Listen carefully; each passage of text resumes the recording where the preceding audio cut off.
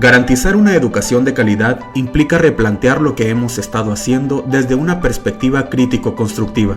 Es por ello que llevaremos a cabo nuestro cuarto Congreso Académico de Educación Media Superior, CEBETA 197, virtual, donde podrás ser partícipe de conferencias, talleres y conversatorios con expertos en materia educativa. En esta ocasión, liderazgo pedagógico para la excelencia educativa. Somos Panteras. Buenos días, tengan todos ustedes, aquellos que recién se están conectando a este cuarto Congreso Académico de Educación Media Superior, CEBETA número 197, desde Providencia, Cajeme, en Sonora. Pues les damos la más cordial bienvenida. Nos da mucho gusto que estén con nosotros compartiendo en este Congreso Académico, ya la cuarta edición. Tenemos pues en este momento ya por iniciar la segunda conferencia magistral del Congreso, titulada Liderazgo Pedagógico en el Aula para un Aprendizaje Significativo, por la doctora Frida Díaz Barriga, que ya está con nosotros bien puntualmente. Quiero comunicarles que dentro de unos momentos va a compartirse en el chat de esta sala el enlace para llenar el formulario de asistencia a esta conferencia. Llenen muy bien, por favor, sus datos para que su constancia de participación salga correctamente, que será enviada a sus correos, el correo que registren en los formularios. Así que vamos a iniciar con esta conferencia y quiero primero comentarles una introducción acerca de cómo las escuelas se diferencian notablemente de otras organizaciones, en particular porque los docentes en el aula trabajan de manera independiente.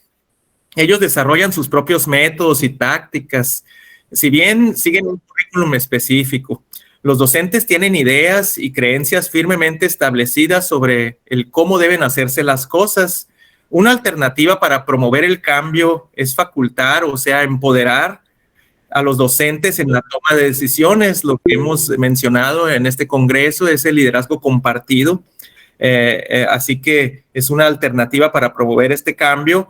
Y los directivos deben crear con esto un mayor compromiso hacia el logro de los objetivos académicos, promoviendo el crecimiento personal de los docentes y de todo el personal y comunidad educativa. El liderazgo del docente en el aula es una posibilidad de estímulo a los estudiantes para que ellos también asuman el control y la responsabilidad del aprendizaje.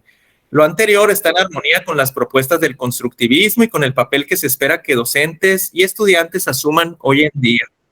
Así que antes de comenzar a escuchar la plática y la conferencia de nuestra invitada, quiero hablarles un poquito acerca de ella, de la doctora Frida Díaz Barriga Arceo. Ella es mexicana, doctora en pedagogía, profesora titular de psicología de la Universidad Nacional Autónoma de México.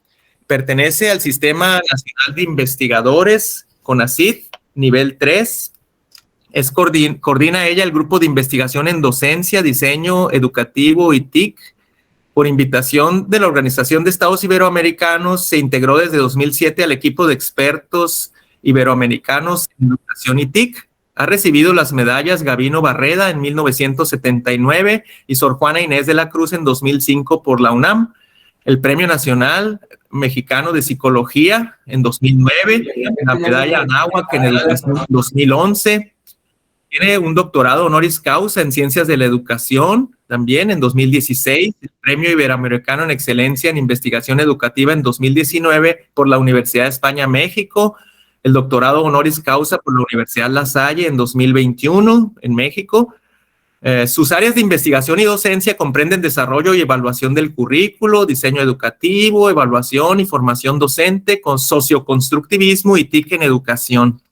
Entre los libros que ha publicado como autora, coautora o editora se encuentran Estrategias docentes para un aprendizaje significativo, Enseñanza situada, Aprender a aprender, Portafolios electrónicos, Diseño tecnopedagógico y experiencias educativas, Portafolios docentes, Las políticas TIC en los sistemas educativos de América Latina, caso México, Experiencias educativas mediadas por tecnologías, Dispositivos pedagógicos basados en la narrativa, Al este del paradigma 2, Miradas alternativas en educación, Casos de enseñanza, También ha dirigido 122 tesis, donde los estudiantes se han graduado de licenciatura, maestría o doctorado. Tiene 275 publicaciones, que pueden ser libros, artículos, capítulos, compilaciones. Asimismo, ha participado en una diversidad de congresos académicos en esta ocasión y eventos de formación de estudiantes y profesores a nivel nacional e internacional. Así que con mucho gusto, doctora Frida Díaz Barriga, muy conocida en todo el medio docente por sus escritos. La verdad, le agradecemos sus reflexiones que nos han ayudado mucho para mejorar a todos nuestras prácticas educativas, y es un placer escucharla en persona y tenerla en este momento con nosotros. Le cedo la palabra desde la Ciudad de México, doctora Frida Díaz Barriga. Ay, muchísimas gracias, Roberto. Les agradezco que me hayan invitado a estar en este congreso, que me parece que es un congreso sumamente interesante por lo que he visto en el programa. Les agradezco pues su amable invitación. Saludos a todos, a las personas de Ciudad de Obregón, que conocía mucho, viajé mucho a Obregón hace varios años y bueno, sé que son personas increíblemente comprometidas con el campo de la educación, igual que muchos de nuestros educadores en México. Y bueno, comentarles, bueno, gracias a Ruth, que siempre estuvo conmigo aquí monitoreando la preparación de esta presentación. Y bueno, les quiero decir que la presentación yo la he elaborado para ustedes, con mucho gusto se la voy a dejar a Roberto o a la propia Ruth, para que quien esté interesada en ella, pues la pueda tener. Puse varios links porque algunas de las cosas que les quiero comentar seguramente serán motivo de que ustedes las puedan profundizar si ingresan a los sitios web o si ya con más detenimiento pueden ver los videos que les he colocado. Y bueno, pues me parece que es un tema central de liderazgo docente. Yo estuve participando ahora en este periodo tan complejo de pandemia, por un lado, en muchas actividades de formación docente. La UNAM hizo convenio con pues varias secretarías estatales para que varios académicos fuéramos a dar cursos a los profesores ante estas situaciones tan complejas, y eso me permitió tanto apoyar a los profesores como realizar varios proyectos de investigación e intervención, considerando lo que estábamos viviendo en pandemia. Pero por otro lado también me invitaron de la UNESCO y de UNICEF a un estudio regional que se hizo con 6 países de América Latina para analizar lo que estaba sucediendo y las políticas educativas. En nuestro caso, como ustedes saben, pues fue el modelo de Aprende en Casa. Creo que hubo muchos aprendizajes para todos en estos estudios, donde se indagó Chile, Argentina, Uruguay, Colombia, Costa Rica y México. Fueron los 6 países que participamos.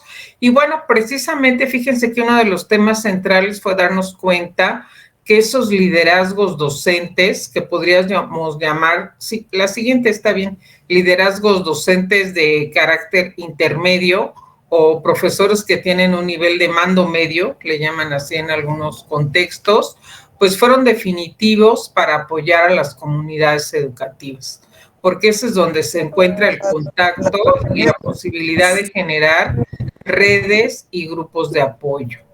Quisiera decirles que, bueno, los retos que enfrentamos hoy en día y que considero que las personas que ejercen ese liderazgo docente tienen que tener muy claros, pues es la idea de que estamos en una nueva normalidad. Sí me preocupa ver que algunas personas con la nostalgia del antecedente pretenden, lo escuchaba en el conferencista anterior, pretenden que regresemos a lo anterior a esta situación de pandemia. Eso no es ni posible ni deseable.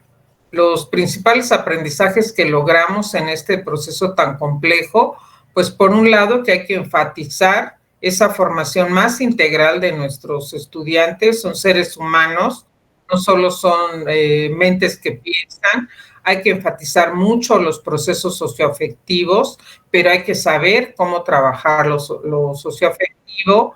Es muy importante replantear esa idea de educación tan pues estandarizada o tan idéntica en tramos rígidos en la formación de los estudiantes, que fue la que prevaleció durante el siglo XX. Hoy se requieren trayectorias personales de aprendizaje que sean flexibles y en las cuales los propios estudiantes poco a poco vayan tomando decisiones y vayan diciendo hacia qué quieren orientar su formación. Y lo mismo en la formación de los profesores, ¿verdad? Esos modelos de 15 días antes te doy la misma formación y te presento un modelo educativo, pues ya hemos visto que son estrategias agotadas y todavía más nos dimos cuenta por lo sucedido en pandemia que no es la mejor manera de acercarnos a las comunidades educativas.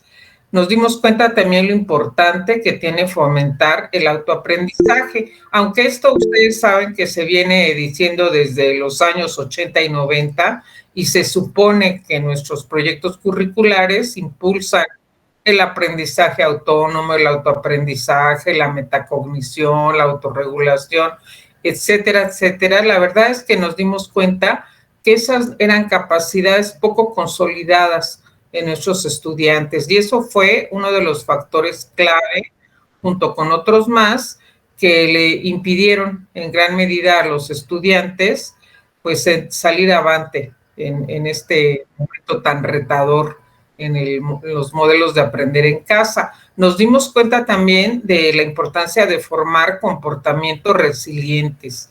Y aquí yo creo que la mirada de resiliencia social en la comunidad, que es una mirada muy latinoamericana, no es la mirada de resiliencia psicológica personal, sino es una mirada desde lo colectivo y desde la participación social. Por los estudios que se han hecho, es la que resultó la más pertinente. Sobre eso vamos a comentar algo un poquito más adelante.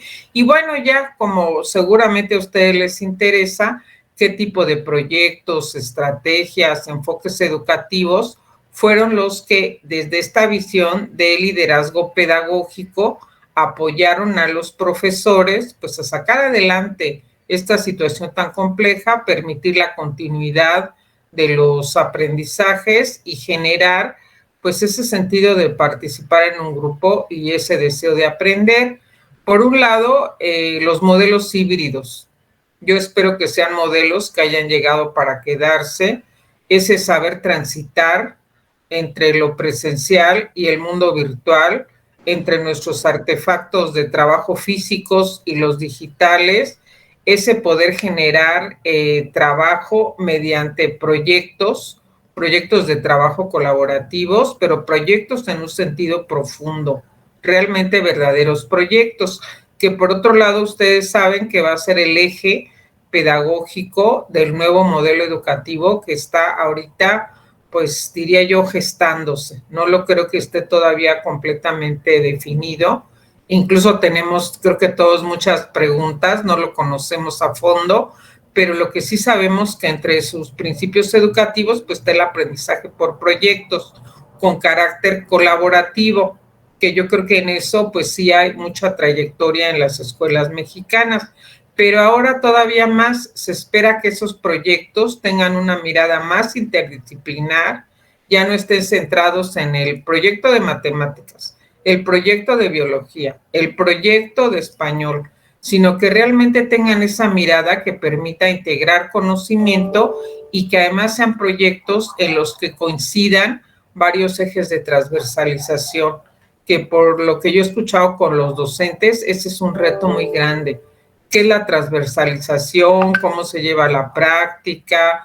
¿Por qué se espera ahora que en esa transversalización entren los temas de justicia social, de género, de atención desde miradas más multiculturales, etcétera? Y bueno, pues les voy a comentar en particular lo que se llama los proyectos STEAM o las metodologías STEAM, que desde mi punto de vista cubren estas posibilidades, pero como todo, hay que saber trabajarlos realmente y generar pues procesos creativos en los espacios de aula. Otro aspecto muy importante que creo que, al menos en este balance que les comento que se hizo en América Latina, nos habla de que las poblaciones más vulneradas y más invisibilizadas, seguro ustedes lo escucharon, lo han leído, porque pues hay muchos reportes en ese sentido, con datos duros, muchos de ellos, de México, del mundo, de América Latina, etcétera, pues tiene que ver con el tema de la educación inclusiva. Nuestro país ha firmado todos los convenios, tratados, conferencias que hablan de la inclusión. A nivel teórico, se supone que estábamos ya trabajando estos modelos de inclusión desde el enfoque social de la discapacidad, pero fíjense ustedes que viendo ya la realidad y los sucesos en pandemia, desafortunadamente no es así. Las poblaciones se quedaron más al margen, tanto de la política educativa como de las posibilidades en los centros escolares, pues fueron las poblaciones que tienen alguna discapacidad o que por alguna condición están en una situación de desventaja. Entonces tenemos que replantear, fortalecer la educación inclusiva y partir desde un marco de diversidad. La verdad es que se sigue partiendo desde un marco de uniformidad. Y yo encuentro además que es la mayor contradicción que veo que viene en lo que se está planteando como nuevo modelo educativo. Por un lado se habla mucho de diversidad e inclusión y de multiculturalidad y de respeto a la diferencia, etcétera, pero volvemos a programas, contenidos, materiales que parten de la uniformidad. Creo que las personas más exitosas, los docentes que tuvieron el mayor liderazgo, los que lograron destacar con proyectos creativos y buenas prácticas. Si ustedes quieren ver buenas prácticas en pandemia, pues Mejor Edu ha hecho varias compilaciones, algunas de ellas muy interesantes de esas prácticas, pues se van a dar cuenta que son las que tienen miradas de educación inclusiva, enfoque desde la diversidad y una mirada muy amplia de uso de tecnologías, tanto tecnologías y materiales físicos e impresos como digitales. No todas las experiencias exitosas fueron 100% en la virtualidad, porque además nos dimos cuenta que la virtualidad está muy ajena al acceso de muchas de nuestras poblaciones. El 40-43% de los ciudadanos en el país no tiene acceso a la virtualidad en sus casas. Entonces, pues quedaron muchas personas excluidas. Y bueno, otra cuestión muy importante es darnos cuenta que estamos en los albores, se dice, de lo que se llama la revolución de la educación 4.0, que yo digo, si no nos ponemos las pilas, imagínense, ya tenemos una enorme brecha digital, esta se va a acrecentar y va a generar todavía más exclusión. De eso vamos a comentar un poco más adelante.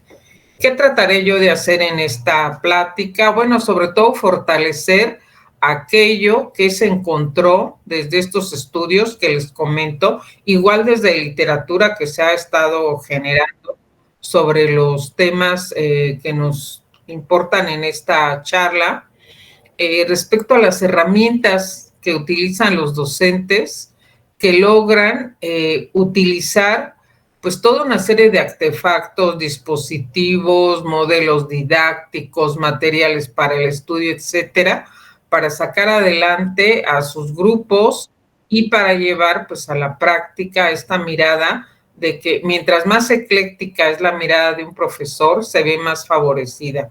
Mientras más nos demos cuenta que esa caja de herramientas tiene artefactos materiales, muchos son digitales, pero muchos siguen siendo propios de la cultura letrada. Y si lo sabemos combinar apropiadamente, pues tenemos muchos puntos a nuestro favor. Y claro, los artefactos simbólicos que Vygotsky llamaba las prótesis del pensamiento. De eso también quiero hacerles algunos comentarios. Siguiente, si son tan amables. Bueno, un precepto clave, me parece a mí, y considero que los docentes que tienen esa mayor capacidad de liderazgo, para mí se encuentra en el pensamiento de Freire. Cómo coincidió la pandemia con el centenario del nacimiento de Freire y de manera virtual, por lo menos en toda nuestra región y en nuestro país, se hicieron muchos homenajes a ese natalicio. Pero, ¿qué es lo importante? Pues leer el mundo, dice Freire.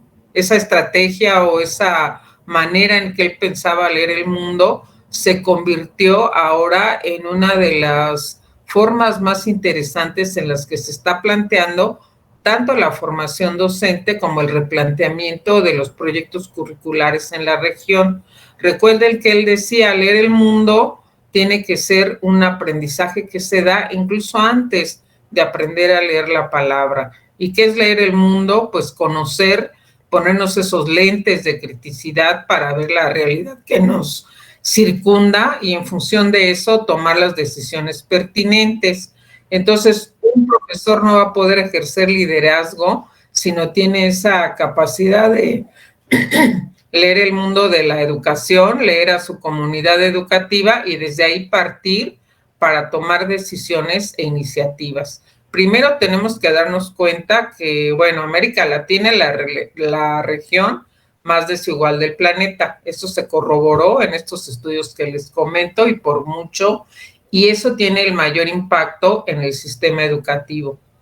Por eso leer lo que pasó en pandemia o leer lo que pasó con las estrategias que se utilizaron en las comunidades educativas, pues tampoco se puede ver de una manera tan uniforme.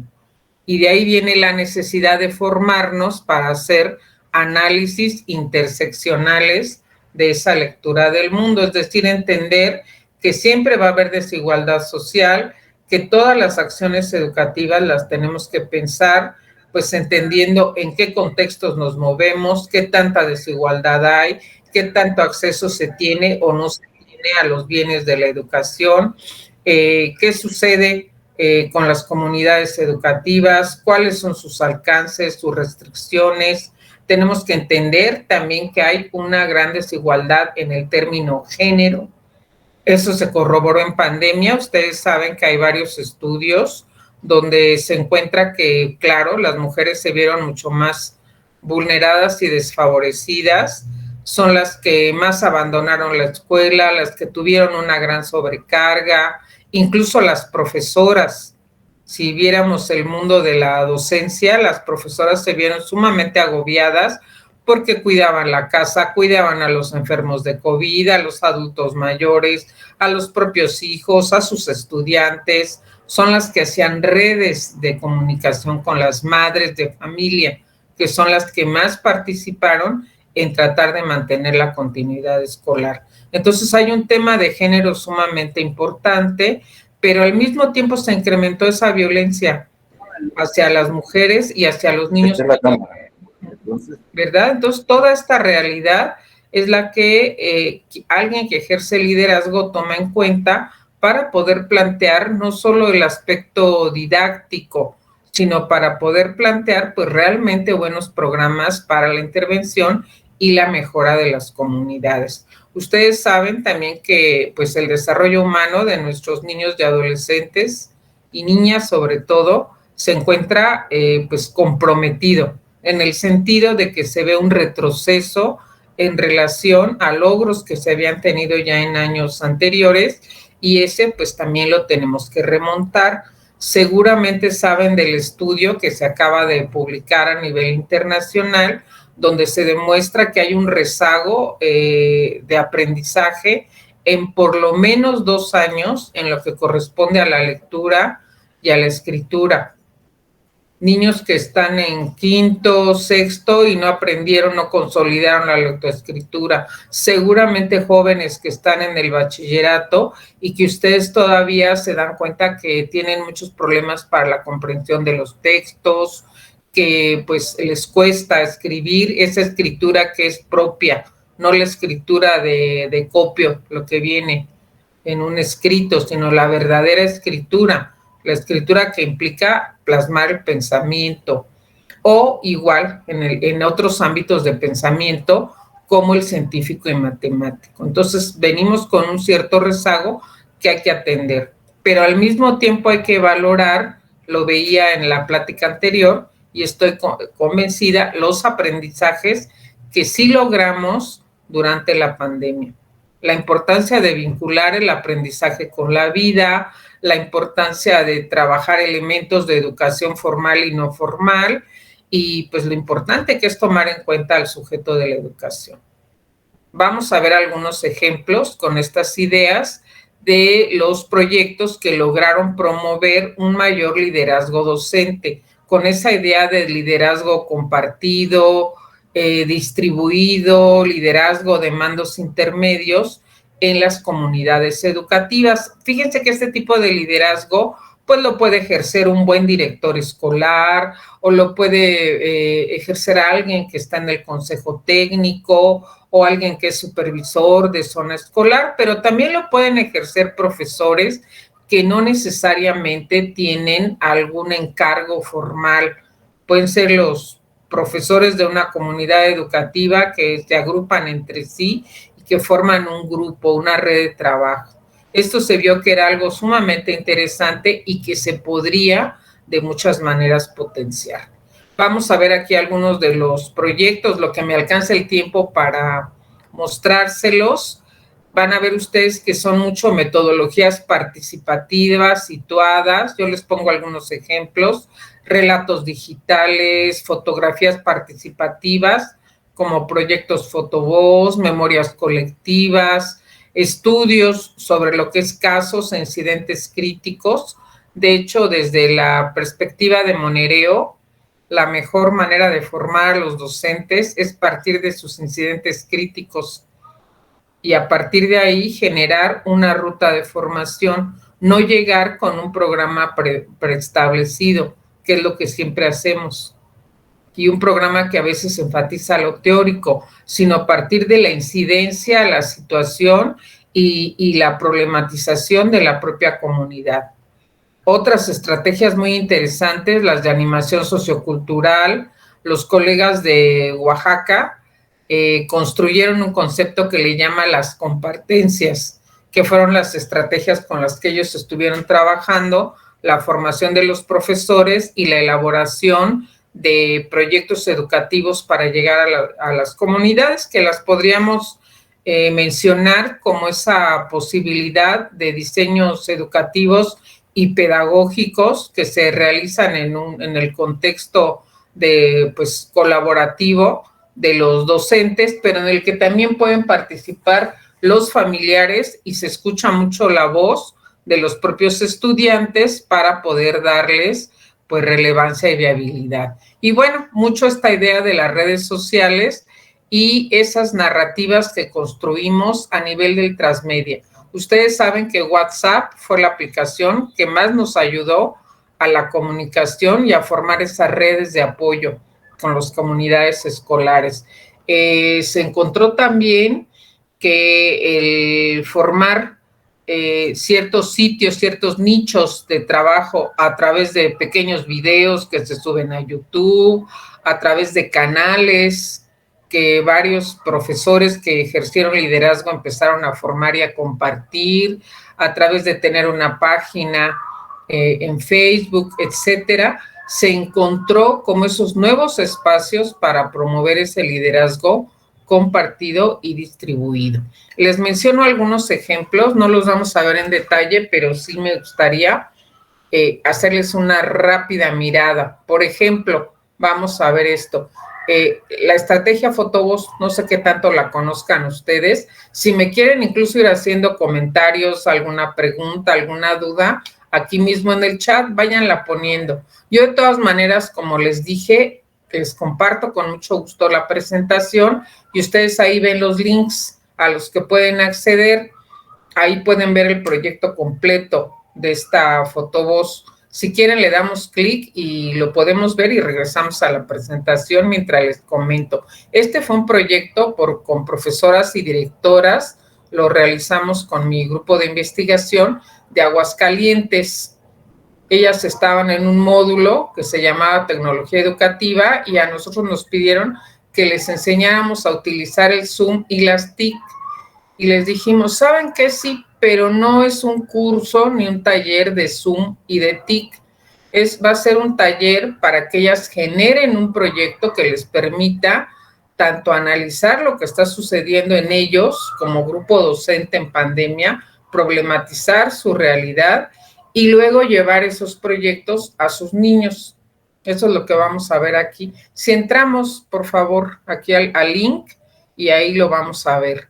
Eran varios grupos de docentes, este es uno de los ejemplos, y decidimos utilizar la estrategia Fotovoz, que es una estrategia de investigación-acción participativa, ¿verdad? Eso también al final, si me da tiempo, algo les comento. Entonces, los docentes tomaban fotografías, íbamos bajando para scrollear el proyecto, ¿sí? Para que ustedes vean lo que los docentes hacían. Aquí la idea era problematizar la realidad, leer el mundo, como dice Freire, y las maestras tomaban, este era un grupo de maestras, otros eran maestras, maestros, etcétera, tomaban fotografías de cómo estaban viviendo la pandemia y las narraban. Y luego en las sesiones plenarias las problematizábamos y pensaban qué decisiones tomar para, pues, la mejora de sus condiciones. Todavía no había tantos estudios de género, ni se hacían muchas cosas sobre la realidad, pero ya estábamos viendo las condiciones de vida de los maestros, de las mujeres, son maestras, son mamás, tienen que atender a los hijos, pues aunque algunas de ellas tengan equipo de cómputo, nunca era ni el suficiente ni el pertinente.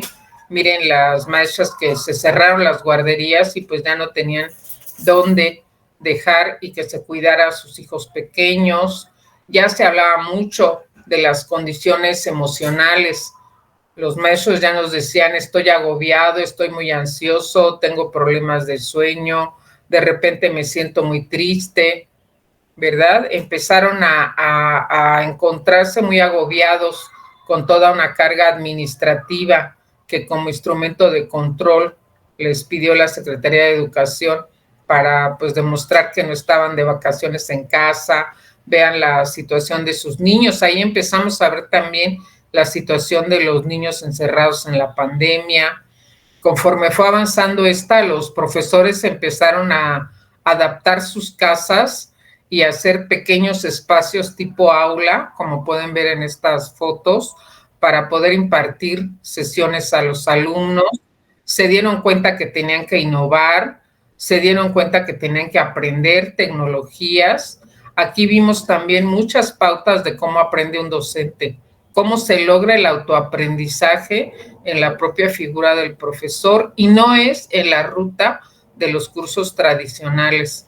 Vean a las maestras adaptando sus pequeños espacios e innovando prácticas educativas. Aquí esta maestra con muchas ideas de animación sociocultural, tanto para fortalecer las emociones de sus estudiantes como para poder captar su atención y lograr que no se perdiera la sensación de grupo y la red emocional. El mayor reto para todos fue la tecnología, sobre todo a las maestras que ya tenían muchos años en la docencia y bueno, aprendieron muchísima tecnología, a lo mejor con mucho estrés, pero los mediadores en ese aprendizaje fueron sus propios hijos, más que los cursos formales, y lo aprendieron en torno a la necesidad y los problemas a atender. No lo aprendieron recibiendo cursos de Zoom, ¿verdad? Y vean ustedes, pues la sobrecarga, los que cuidaban a adultos mayores, personas con condiciones de salud muy fuertes, los maestros que también, claro, enfermaron de COVID. Muchos nos enfermamos de COVID, ¿verdad? En el camino. Los maestros que con su salario tenían muchas comunidades de niños que pues no podían acceder a ninguna tecnología y ellos de su propio salario empezaron a hacerles materiales educativos, guías, impresos, cuadernos de trabajo, etcétera. Y me decían algunas maestras, nos convertimos en Uber profesor porque empezamos a llevarle a los chicos pues a sus domicilios o en las redes con las madres, esos materiales para dar continuidad educativa. No en este caso, pero ustedes también vieron que se hicieron virales casos de profesores que en sus camionetas adaptaban salones improvisados e iban recorriendo los poblados. Creo que hubo una maestra muy famosa por allá en Monterrey, creo, o en Torreón, ya no me acuerdo, que fue lo que hizo en su camioneta, le puso un toldito, una mesa, y iba visitando a sus niños preocupada de que no se atrasaran, y bueno, pues los chicos encantados de que el profesor fuera y recorriera con ellos. ¿Cómo llevar esto con los chicos? Bueno, en este mismo proyecto, ya este es otro equipo, son otras maestras, lo que hicieron fue ahora trabajar esta estrategia participativa con los propios estudiantes, ¿sí? Entonces, ¿qué hicieron? Pues lo que hicieron fue que aquí yo digo que es una versión muy Freinet del año 2020, decidieron hacer un periódico escolar digital con aplicaciones gratis, ahí les enseñamos aplicaciones gratis para que hicieran un periódico escolar donde tanto ellas como sus alumnos comentaran y ellas mismas pudieran hacer un diagnóstico de lo que estaban viviendo sus niños en pandemia. Los niños mandaban con sus teléfonos un video cortito de cómo estaban trabajando y lo narraban, ¿verdad? O escribían pequeños párrafos y se hacían los periódicos para ir siguiendo el tema de pandemia. No saben cómo esto fortaleció a la comunidad educativa, cómo logró la expresión emocional de los niños, cómo les permitió sentirse parte de un grupo e interrelacionarse. Si ahí le pueden dar un clic por donde están los nombres de los chicos, son niños de primaria, a ver si se activa el audio. Si se activa el audio y los escuchan, aparece la ventanita del audio. Si no, bueno, no importa tanto. Yo aquí en la lámina lo que les puse eran las voces de los chicos. A veces mi internet falla, me enojo con mi maestro, nos deja mucha tarea, mucha polémica en los chicos de las dichosas evidencias y la sobrecarga de tareas. Mi hermano es el que pasa más tiempo conmigo, una sensación de soledad de los niños, de estar pues sin el apoyo del grupo, de la red social, ¿verdad? Miren, aquí se puede ver. Cuando ustedes entren al proyecto, ahí le pueden dar clic. Aquí son voces de maestros, ¿verdad? Lo que están diciendo los profesores. Muchos de ellos de verdad se escucha esa capacidad y compromiso y esa posibilidad de ejercer mucho liderazgo. Quiero decirles que uno de los principales modos como he aprendido pues es a través de tutoriales, leyendo algunos manuales y bueno, gracias a la asesoría de algunos compañeros de trabajo, pero en especial al apoyo de mi familia, puesto que ellos han estado apoyándome, animándome, haciéndome observaciones. Bueno, nada más si quieren un poquito para escuchar cómo aprende el docente en pandemia y otros son lo que nos dicen los niños de cómo aprenden también ellos. Si nos regresamos, si gustan ustedes al PowerPoint, de ahí podrán ver también, ¿verdad? Se los dejo en el link para que lo disfruten, todas esas voces en pandemia. Aquí son ya los niños pequeños también hablándonos de lo que sucedió y cómo vivían, y sale toda la emocionalidad de los niños.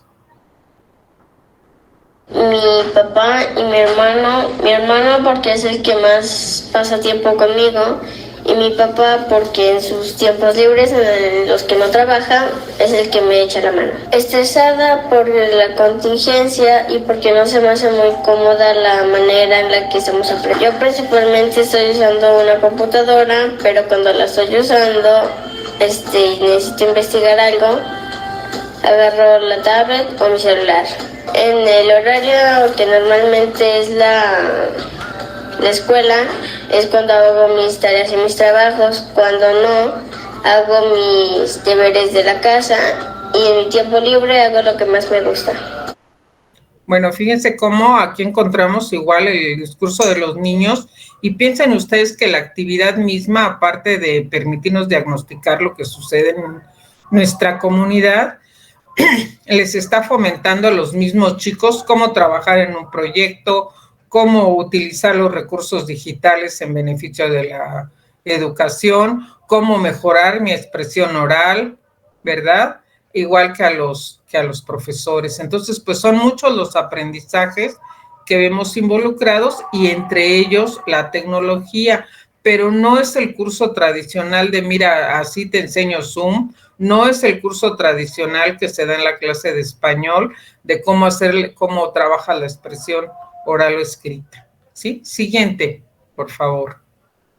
Y ya de ahí, bueno, pues los profesores podían tomar en comunidad o ellos mismos, cuando no estaba tan activa la comunidad escolar, pues una serie de decisiones para la mejora de sus actividades. Y ya podían decir que sí o que no de lo que estaba ofreciéndose en los distintos portales educativos que se pusieron al servicio de la contingencia. Yo quisiera mencionar también que hubo personas que lograron generar un liderazgo educativo, incluso pedagógico, más allá de los confines de su propia comunidad. No sé si los conozcan, muy brevemente les comento. ¿Quién ha seguido al profesor que tiene el canal Soy Docente? Al profesor de matemáticas que tiene el canal Soy Docente. ¿O quién conoce al profesor Chido? ¿Quién conoce a estos maestros y quién los ha seguido? Miren, ya veo que me están poniendo muchísimo, sí, yo lo conozco, etcétera. Bueno, me parece, si quieren primero vemos a Soy Docente y luego nos vamos al profe Chido. Si quieren abrimos, ¿qué será? Su sitio de YouTube, de Facebook, perdón. Sí, porque el otro es uno de sus videos. Este señor tiene canal, tiene un sitio donde enseña matemáticas, un sitio donde orienta a los profesores acerca de las reformas educativas y les estuvo apoyando sobre todo los documentos que la SEP, creo que él es de uno de los consejos técnicos escolares, ¿verdad? Y también subía pues lo que le decían padres de familia, madres de familia, las preocupaciones que tenían. Se hizo un fenómeno viral el profesor y en sus canales yo he visto que tiene 700,000 seguidores. Salía algún documento base de la SEP y nadie pues de nosotros va y le pregunta a la secretaria de Educación y a los mandos altos, ¿verdad? Pero todo el mundo se metía al canal de este profesor y les empezaba pues a ayudar, a explicar, o incluso hacían algunas de estas discusiones políticas, ¿verdad?, sobre lo que se está viviendo en la pandemia. Entonces, muy interesante como fenómeno viral y muy interesante para que nos demos cuenta qué es lo que genera un liderazgo pedagógico.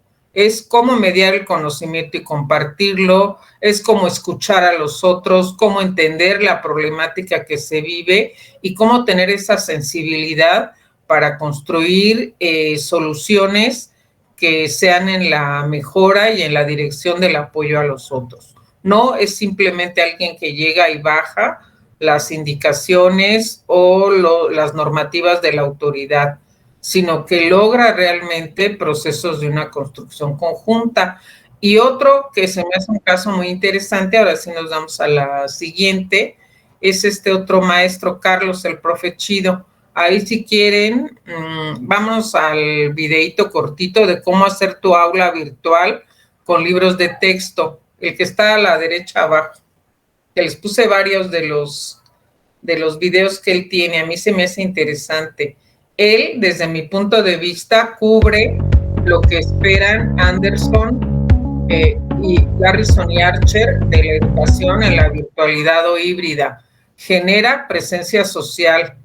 Hola, ¿qué tal, chicos? Bueno, pues en este video les voy a mostrar cómo hacer su aula virtual desde Google, pero en esta ocasión vamos a agregar de medios. Muy rápido, no lo vamos a ver todo, pero nada más vean el tipo de videos que sube. Los libros de texto digitales del grado que se les asignó. Como les comenté, nos vamos al área de aplicaciones y damos clic en presentaciones. Nos va a desplegar esta ventana. Si quieres, vele medio moviendo rapidito el video para que vean. Aquí les enseño a ustedes. De nuevo, aprendo tecnología, pero con un sentido. Es un proyecto bonito. Hago para compartir con mis alumnos mi biblioteca virtual. Ahí va subiendo primero las portadas de los libros de texto. Ahorita en ese año iba a partir, creo que cuarto grado, y le iba a dar cuarto grado. Sube las portadas y luego los links porque ustedes saben que están los libros ya digitalizados. La SEP ya cumplió con esa normativa que es muy importante, pero él se las hace accesible a los niños y les pone un librero con todos sus libros de texto para que en el momento que le diga, abran su libro de matemáticas, váyanse a la página 50, los chicos lo puedan hacer y puedan ir teniendo el seguimiento de lo que se espera en clase, ¿verdad? Yo de verdad que voy a hacer, voy a hacer esa biblioteca para mis lecturas básicas, me gustó mucho la idea. Y otras cosas que les da, por ejemplo, ese otro de lo que no debes hacer en Zoom, pues está muy bien pensado para todo lo que es la relación pedagógica cuando uno está en Zoom con los alumnos y cómo favorecer el uso social del Zoom y no nada más pensarlo como pantalla para mandar información, etcétera. Varias cosas interesantes y utiliza muchos recursos de ludificación y creatividad. De verdad que me parece que es sumamente interesante tanto el canal que él tiene como la manera en que ha logrado una estrategia de comunicación vinculando lo formal, lo informal, estableciendo estas líneas de aprendizaje basado en el juego, pero siempre vinculado a los contenidos curriculares y esa manera que tiene tan creativa y tan cercana de vincularse con maestros y con estudiantes. Ahí me parece un ejemplo muy interesante de una persona que logra ese liderazgo. Y bueno, pues por si no saben, si quieren vemos un poquito aquí también de por qué el método de proyectos y cuál es el tipo de proyectos que hoy en día se espera que como profesores podamos gestionar y además liderar pedagógicamente, porque la idea no es nada más te mando a hacer un proyecto y tráeme tu resultado. Ese es el peor error de la metodología de proyectos. Tiene que haber esa labor de liderazgo y conducción del profesor. Si damos clic, por favor, en el link. Este es el video más cortito que me encontré de proyectos STEAM. De hecho, a mi grupo de investigación están pidiendo mucho que les demos taller de proyectos STEAM. Eso me preocupa porque veo que de repente en la secretaría ponen una innovación, pero no está claro cómo y de repente ¿qué hace el maestro? No es nada más que yo te diga, es un proyecto STEAM, sino en qué consiste, cómo lo trabajo. Vean cómo se integran los materiales físicos, los digitales, tiene temas transversales de desarrollo sostenible, trabaja mucho el tema de género para introducir a las mujeres a la ciencia, hace que los chicos vayan desarrollando ya sea pensamiento computacional o pensamiento de diseño. Pueden vincularlo con robótica, con creación artística. ¿Sí? Ese es el gran reto de estos proyectos. Pueden hacerlo como proyecto intergeneracional. Chicos de los primeros semestres de las licenciaturas, trabajando con niños de primaria o chicos de bachillerato con chicos de secundaria. Mucho la idea de que podemos trabajar con videojuegos que generan aprendizajes, los niños haciendo sus experimentos científicos.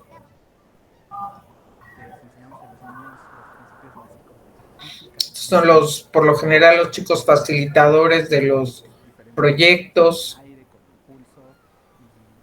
Son las metodologías experienciales, pero que tienen toda una base de conocimiento y les insisto, ahora tratan de integrar distintas asignaturas.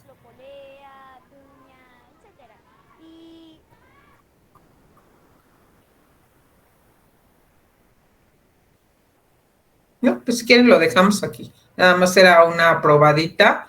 Ya con calma vean ustedes el video. Creo que se enriquecieron muchísimo los proyectos STEAM, que antes eran STEM, cuando se introdujo la A de arte. Arte, música, pintura, performance, como una manera sumamente interesante de fortalecer la formación de los estudiantes de todos los niveles educativos. Tanto aquí vienen ustedes niños de básica, jóvenes de medio superior y jóvenes de nivel universitario, incluso en sus diferentes niveles, compartiendo algunos de esos proyectos. La siguiente. Otras metodologías muy interesantes son las de casos de enseñanza. ya por el tiempo que veo que llevamos para dar tiempo a preguntas, no la vamos a ver en detalle, pero son las metodologías de indagación para la solución de problemas, y en este tipo de metodologías es donde ustedes pueden también introducir ejes transversales.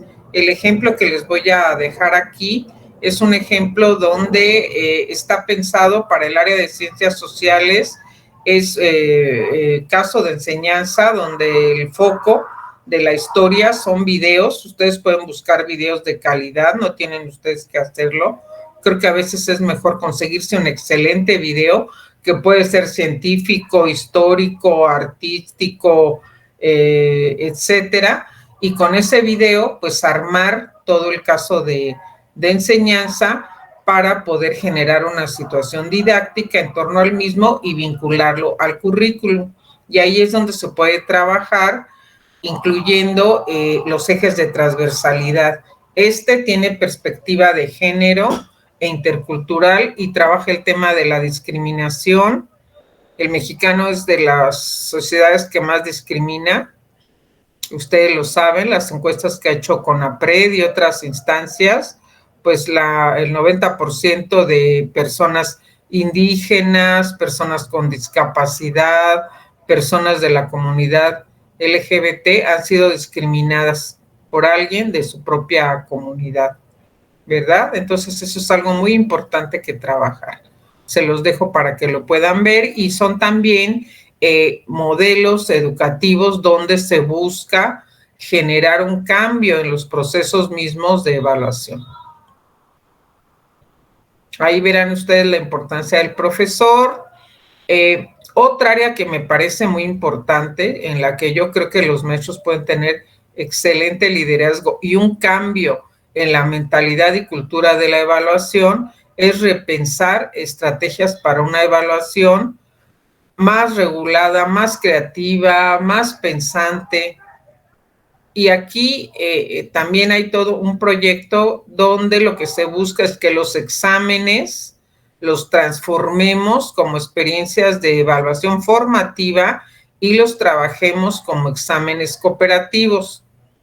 Yo utilizo mucho esa estrategia con mis grupos y la vinculo a la ludificación a través del Kahoot, pero sí se requiere una buena estrategia. No es nada más hago un examen, se los aplico y ya, sino tiene que introducirse este tema de retroalimentación, tiene que utilizarse para fortalecer el aprendizaje y bueno, tiene que pensarse muy bien cómo se da la participación de los alumnos, ya sea que queramos que resuelvan la situación de manera personal o queremos que lo empiecen a trabajar en equipo. Y claro, tienen que ser muy bien pensados el tipo de evaluaciones o exámenes. Entonces, esa es otra área importantísima. De hecho, el profesor que les mencionaba del Yo Docente tiene uno de sus canales o de sus apartados en lo que sube, tiene que ver mucho con el tema de la evaluación. Seguramente eso se los dijo el doctor Bolívar en la conferencia en la mañana, porque él es de los que afirma que si no cambiamos la evaluación, no cambiamos nada. Tanto la evaluación de los docentes como la evaluación del alumnado. Podemos introducir todas las estrategias que ustedes quieran, las más motivantes, creativas, lúdicas, transmedia y demás, y si la evaluación se queda como está, pues las cosas no van a moverse. Siguiente. Pienso que, bueno, eso era un poco para comentar el ejemplo anterior. Ahí ustedes van a ver cómo se produce la transversalización curricular. He de decirles que además el tema de transversalización está mandatado en las leyes mexicanas y ya tiene tiempo, no me acuerdo ahorita el año en que se aprobó esa normativa. Todas las personas en el ámbito de la función pública y de la educación estamos obligados a trabajar desde mirada de transversalización de género, incluidos los proyectos curriculares. Si ahorita están ustedes en algún cambio de programas, están trabajando pues nuevos cambios de plan de estudios, etcétera, necesariamente ya por las leyes mexicanas tiene que haber un enfoque de género. que tiene que ver con los contenidos, pero también con las prácticas educativas y mucho con las oportunidades educativas. Lean ustedes, se los comento, el informe que sacó UNICEF acerca de las adolescentes mexicanas y por qué fueron la población más vulnerada durante la pandemia. Y bueno, pues ya nada más para ir cerrando mi charla con ustedes, no olvidemos que somos personas sentipensantes. Ese no es un concepto nuevo, ya Falsborda lo manejaba desde los años 70, me parece, en los estudios que hizo en comunidad, y esa es la lógica con la que tenemos que trabajar la educación socioemocional. Ya no lo veremos aquí, pero si ustedes me preguntaran buenos ejemplos de programas que han logrado trabajar desde esta mirada, lo sentipensante, lo colectivo y lo pedagógico, la educación emocional, el proyecto Pisotón, que es un proyecto que inicia en Colombia, pero que después se realiza también en México, el proyecto Transfórmate, dirigido a educación media superior, y el proyecto Quipatla. Denle ustedes clic en su Google y los va a llevar a los sitios de estos proyectos. Son proyectos donde queda claro que sí nos toca a los profesores, porque aquí hay una gran confusión. El profesor no va a ser psiquiatra, no va a ser psicólogo, no va a ser terapeuta personal de los alumnos. Por eso muchos maestros me han comentado que rechazan el tema de la educación socioemocional. Y tienen razón, desde esa mirada no lo podemos trabajar. Hay que trabajarlo desde la mirada de clima de aula, de promoción, de una convivencia sana, prevención del acoso escolar en el aula, de una mejor relación pedagógica, porque los profesores, quieras o no, seguro lo vieron con el doctor Bolívar también, pues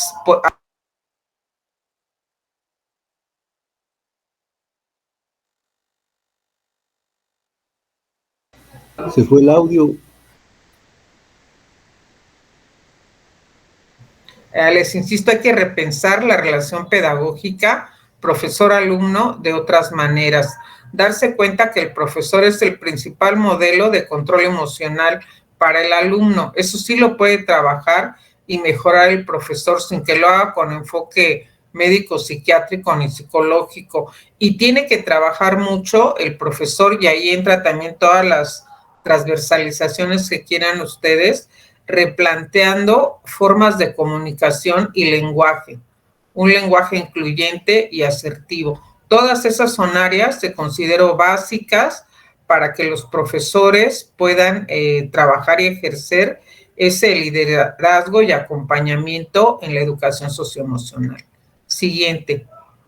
Y bueno, ya nada más para pensar otros ámbitos, las aulas que tienen que ser inclusivas en una lógica de educación para todos. Ojalá después vean ustedes lo que dice esta profesora en un taller también que nos tocó dar precisamente de aula inclusiva, que nos habla precisamente acerca de las resistencias de los profesores a la inclusión educativa en los escenarios de la educación pública. ¿Por qué los profesores rechazan a los alumnos que están en esa condición de ya sea discapacidad o de necesidad de algún apoyo específico y ajustado, y cuáles son las condiciones en que operan las escuelas? Yo aquí les comento algunas de las principales estrategias que hay que aprender. Diseño universal para el aprendizaje, métodos de lectura fácil, tecnologías asistivas.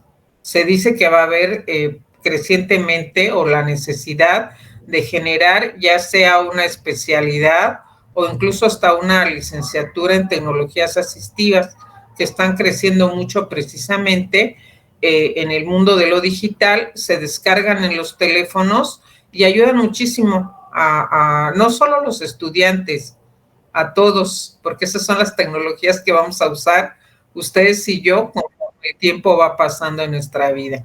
Les pongo aquí ejemplos de algunas tecnologías asistivas y materiales para la educación. Les dejo ahí un link para que puedan acceder a textos de lectura fácil para sus estudiantes, Y bueno, todavía no en el nivel de media superior, pero sí en el nivel de básica, ya la Secretaría de Educación Pública está sacando los materiales con esos enfoques de diseño universal para aprender y de lectura fácil, porque eso también ya está mandatado legalmente y en el corto plazo yo espero todos los materiales educativos tendrían que generarse en esa versión, tanto para beneficio de los alumnos como de los propios profesores. Y ya cierro nada más comentándoles que es muy importante que los profesores se formen en estas 3 metodologías que son de tipo comunitario: la animación sociocultural, la investigación acción participativa y el aprendizaje servicio en la comunidad, en este caso pues en la comunidad escolar mínimamente. Me gustó mucho aquí que Omar, a lo mejor cierro leyendo esto, pone una cita de Galeano: me gusta la gente sentipensante, que no separa la razón del corazón, que siente y piensa a la vez, sin divorciar la cabeza del cuerpo ni la emoción de la razón. Muchas gracias, Omar. ¿Verdad? Y bueno, les dejo ese material. Es un manual que elaboramos el pedagogo Abraham Heredia y una servidora. Lo hicimos de la manera más lúdica posible y con lo que nos permitieron los modelos editoriales de la UNAM. Hubiéramos querido que fuera ya un libro con realidad aumentada, no tanto, pero sí es un libro digitalizado con la posibilidad de lectura de códigos QR, de la entrada a muchos links y de que ustedes puedan acceder a muchos casos de enseñanza como el que yo les dejo ahí ejemplificado, para que ustedes también como profesores puedan diseñarlos y llevarlos a la práctica. Todo con tecnologías gratuitas, con tecnologías sencillas, sin que tengan que ser programadores y sin que la tecnología vaya por delante. Lo importante es la situación de aprendizaje que queremos crear y bueno, pues los estudiantes que queremos apoyar. Pues muchísimas gracias a ustedes. Y si algo me quisieran comentar, aquí estoy a sus órdenes. Muchas gracias, doctora Frida Díaz Barriga. Híjole, nos faltó tiempo para ver todas estas recomendaciones, estas sugerencias que nos hace, doctora. Creo que su charla de liderazgo docente en el aula para el aprendizaje significativo fue muy dinámica y sobre todo con base en ejemplos y llevados a la práctica. Esto fue genial porque no fue solo hablar de cierta teoría que pueda existir acerca de cómo ser líder en el aula, sino que nos lo plasmó usted directamente con ejercicios, con prácticas de otros profesores o suyas propias, de tal manera que son ideas que tenemos ahí disponibles para generarlas nosotros en el aula y hacer ese liderazgo precisamente y lograr el aprendizaje significativo en los estudiantes. Creo que estuvo genial y no nos esperábamos que fuera de esa forma tan dinámica, tan práctica y que usted manejara también toda esta tecnología y siguiera incluso algunos de los maestros que están en YouTube o en algunas redes sociales y que nos pusiera como ejemplo aquí. Muchos de nosotros conocemos a estos docentes y qué bueno que nos lo sugiere y lo volvemos a ver como ejemplos de prácticas diferentes, prácticas distintas que podemos promover en el aula. Vamos a dar tiempo nada más a dos participaciones. Carlos Manuel Bausa. Hola, muy buenas tardes. Muchas gracias y muy buena presentación. Nada más quería preguntar a la doctora, sí. Desde su experiencia profesional acerca del tópico de exámenes cooperativos, ¿cuáles son las ventajas y siendo propositivos y desde luego las desventajas que presenta este modelo, si lo podemos llamar así? Gracias. Mira, las ventajas para mí es que es la posibilidad de generar realmente evaluaciones que tengan un carácter formativo y en las que te permitan, por un lado, a ti como maestro darte cuenta dónde están a lo mejor algunos fallos de la misma docencia que uno imparte y que se traducen en conceptos o ideas que los alumnos no han logrado aprender o han aprendido con confusión. Segundo, tratar de cambiar la mentalidad hacia la evaluación, porque la dinámica de esos exámenes cooperativos en sí misma está pensada para que no sea a través de le copio a mi compañero, sino el tipo de preguntas o la manera en que se plantea la actividad, pues es, si la quieres hacer colaborativa, para compartir con los propios compañeros, y muchas de esas evaluaciones incluso son con la posibilidad de consultar materiales, textos, etcétera, pero de elaborar y cuestionar el conocimiento. Algunas de ellas incluso parten de la lógica de si le metes ludificación, pues vamos a hacer trivias. La trivia del día de hoy es esta, vamos a dar tanto tiempo, los grupos van a buscar la información y vamos a explorar las mejores respuestas a la problemática o la situación que estamos planteando. Y otras con el tipo de apoyos que te dan programas como Kahoot o como EducaPlay. Creo que se quita mucho de ese estrés y esa angustia que el alumno vive en los exámenes. Y sobre todo eso es para fortalecer y retroalimentar el conocimiento. Las desventajas, bueno, pues todavía hay mucha resistencia de los alumnos mismos. Ellos le dan seriedad a la evaluación cuando es esa evaluación tipo examen y cuando ya han estado tan condicionados a que lo que vale es un examen y una calificación. Yo diría que eso es lo que más cuesta hacer replantear a los estudiantes. Y claro, son un tipo de evaluaciones que requieren tiempo, requieren dedicación, porque muchas veces los colegas me dicen, ay, sí, maestra, pero pues es que eso es mucho trabajo, es que eso me lleva mucho tiempo. Pues sí, claro que son proyectos en los que dedicas tiempo para que las cosas sean definitivamente diferentes. Ahora, hay que saber hacer buenos exámenes, buenas preguntas, porque lo que yo veo es que en la metodología de los exámenes objetivos se cometen muchos errores. Ustedes lo vieron, se han encontrado en pruebas tan supuestamente profesionales como Enlace y PISA, reactivos bien mal hechos que no ayudan al aprendizaje. Entonces se requiere también pues un conocimiento de qué preguntar y a qué nivel para que sea una buena evaluación. Los invito a que vean el video que les dejé ahí. Estas metodologías empiezan sobre todo pues en el área de ciencias y matemáticas, pero después se han ido adaptando a diferentes posibilidades. Ahora, yo evalúo a mis alumnos, uso este tipo de evaluaciones de exámenes, pero asociado a muchas otras producciones, trabajos, autoevaluaciones. Creo que ahí sí utilizo mucho ese principio de la evaluación, en que hay que tener varias fuentes de evaluación, no una única, y tener elementos tanto que uno recupera como elementos de autorreflexión de los alumnos, ¿verdad? Tener varias, ahora sí, piezas de evidencia para poder calificar, y no estoy en contra que califiquemos, tenemos que calificar de otra manera como certificamos, pero ese es el último paso de todo un proceso de verdadera evaluación. Y bueno, me dicen de la presentación, yo ya se la compartí a la maestra Ruth y ella dice que en el correo en el que les van a enviar la constancia y les mandan un link para que quien la quiera tener, pues la pueda de ahí recibir. Ok, muchas gracias, doctora Frida Díaz Barriga. Pues vamos a... había un compañero de apellido Rivas que también desde el inicio tenía levantada su manita, pero ya no lo veo yo aquí. No sé si se encuentra todavía ahí, compañero Rivas.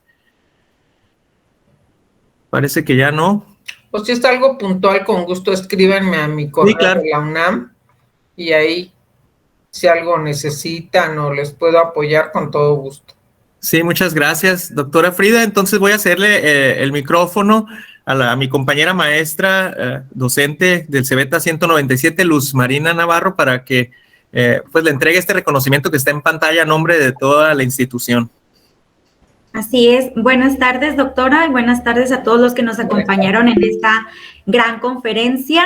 Ha sido un privilegio escucharla, doctora, y tenerla con nosotros en este congreso. Y como dicen los compañeros, después de verla muchas veces citada en libros, en artículos, por fin le podemos poner cara a Frida Díaz Barriga. Es usted una persona que en el medio docente admiramos y muchos seguimos sus escritos, sus reflexiones y orientaciones que ha compartido a lo largo de su trayectoria. En particular, esta conferencia nos ha dado grandes ideas sobre cómo podemos ser unos verdaderos líderes en el aula para mejorar toda la cuestión educativa y sobre todo para que los aprendizajes de nuestros estudiantes sean realmente significativos. Me permito leer el reconocimiento a nombre de nuestra institución, el Centro de Bachillerato Tecnológico Agropecuario número 197, José María Leiva Pérez Cajeme, Providencia Cajeme, Sonora, otorga el presente reconocimiento a la doctora Frida Díaz Barriga por su destacada participación impartiendo la conferencia magistral Liderazgo Docente en el Aula para un Aprendizaje Significativo, en el cuarto Congreso Académico de Educación Media Superior, CEBETA 197, Liderazgo Pedagógico para la Excelencia Educativa. Providencia Cajeme, Sonora, a 2 de febrero del 2023, firma al calce nuestra directora, la maestra Clarisa Márquez Valenzuela. Nuevamente, muchísimas gracias, doctora. Cedo el uso de la voz al maestro Roberto. Gracias, Luz Marina, y nuevamente, doctora, muchas gracias. Le haremos llegar vía correo electrónico este reconocimiento. Le invitamos a permanecer en la transmisión. Fue un placer tenerla con nosotros.